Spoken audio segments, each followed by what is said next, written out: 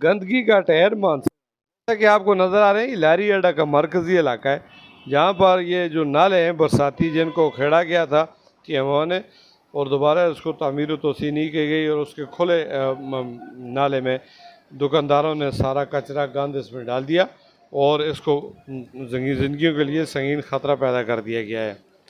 अब ये देखने की है कि इसके साथ बड़ी बड़ी दुकानें, खुर्द व नोश की अशियाएँ, जो भी लोग यहाँ आते हैं वो अपने साथ बहुत बड़ा जरासीम और गंदगी लेकर जाते हैं। यहाँ पर तफन फैल रहा है, चर्ची पोडरियों की ये अमाजगाह बनी हुई है। जितने गमज़दा और परेशान हाल लोग हैं यहाँ पर नाले के किनारे बैठकर ये गंदगी सींच रहे हैं।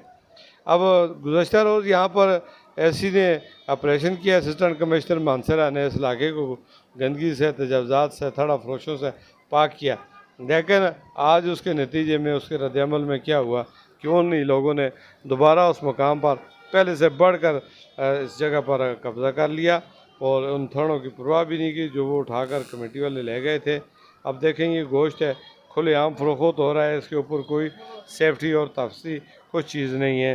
तो ये जितने जरासीम हैं ये गंदगी से उठकर इसके साथ चिपक और लिपक रहे हैं, जो ज़िंदगी के लिए संगीन ख़तरा बनता जा रहा है।